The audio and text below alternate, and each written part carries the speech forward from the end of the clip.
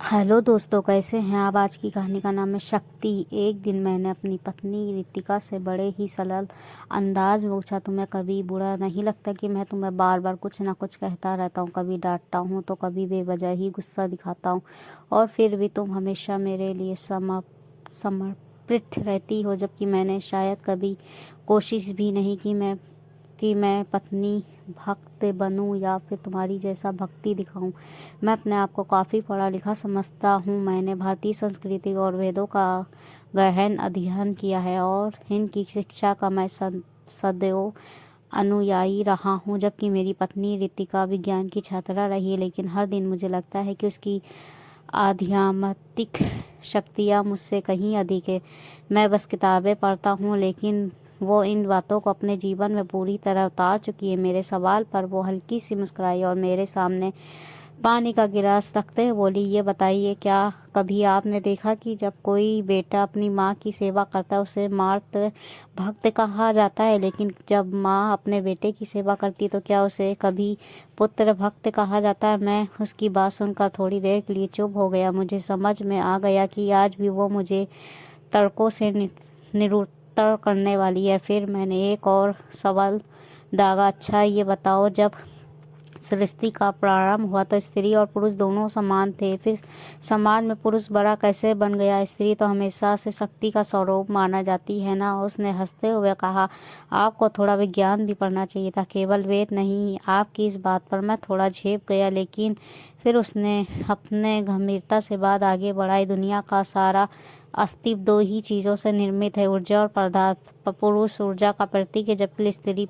पदार्थ का। जब पदार्थ को विकसित होना होता है तो वो ऊर्जा का अध्ययन करता है, ना कि ऊर्जा पदार्थ का। इसी तरह जब एक स्त्री पुरुष से ऊर्जा का अध्ययन करती है तो वो शक्ति स्वरूप हो जाती है। वो न केवल अपने लिए जब बल्कि आने वाली पीढ़ियों के लिए भी प्रथम पूज्य बन जाती है, क्योंकि वो अब ऊर्जा और पदार्थ दोनों की स्वाभिमानी हो जाती है, जबकि पुरुष सिर्फ ऊर्जा का ही वश बनकर रह जाता है। मैंने तुरंत फिर सवाल किया, तो इसका मतलब तुम मेरी भी पूज्य हो, क्योंकि तुम तो अब ऊर्जा और पदार्थ दोनों की स्वाभिमानी हो। अब वो थोड़ा मुस्कुराते बोली, अब कितनी ना समझ बातें करते हो। हाँ, मैंने आपकी ऊर्जा का अंश लिया और शक्तिशाली हो गई, लेकिन इसका मतलब तो ये नहीं कि अपनी शक्ति का इस्तेमाल आप पर ही करूं। ऐसा करना तो कृतज्ञता होगी। मैंने कहा, फिर मैं तुम पर अपनी शक्ति का प्रयोग करता हूँ तो तुम क्यों नहीं।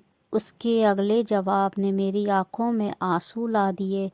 उसने बड़े ही प्यार से कहा, जिस व्यक्ति के साथ जीवन का अंश साझा करके मुझे माता जैसा ऊंचा पद मिला, जिसके संसर्ग से मेरे अंदर जीवन देने की शक्ति जागृत हो गई, उस व्यक्ति के साथ मैं विद्रोह कैसे कर सकती हूँ। आप तो मेरे जीवन का आधार हैं। आपके द्वारा मुझे दिए गए इस ऊंचे स्थान को मैं कभी चुनौती नहीं दूंगी। फिर वो हंसते हुए बोली, अगर मुझे शक्ति का प्रयोग करना ही होगा तो क्या ज़रूरत है, मैं तो माता सीता की तरह सब कुछ तैयार कर दूंगी और वो आपसे मेरा हिसाब किताब कर लेंगे। उसकी बात सुनकर मैं अचंभित रह गया। उसकी समझदारी, उसका प्रेम और उसकी आध्यात्मिकता ने मुझे पूरी तरह से नतमस्तक कर दिया। उस पर मुझे एहसास हुआ कि दुनिया की सारी मृत शक्तियाँ ही असली आधार है, जिन्होंने अपने प्रेम, त्याग और मर्यादा में समस्त सृष्टि को बांध रखा है। ऐसे सभी मारते रूपों को मेरा शस्त्र नमन, जिन्होंने इस दुनिया को सच्चे प्रेम और अनुशासन की डोर में बांध कर रखा है। दोस्तों, ये थी हिंदी कहानी। अच्छी लगी तो हिंदी कहानी को लाइक ज़रूर कर दीजिएगा।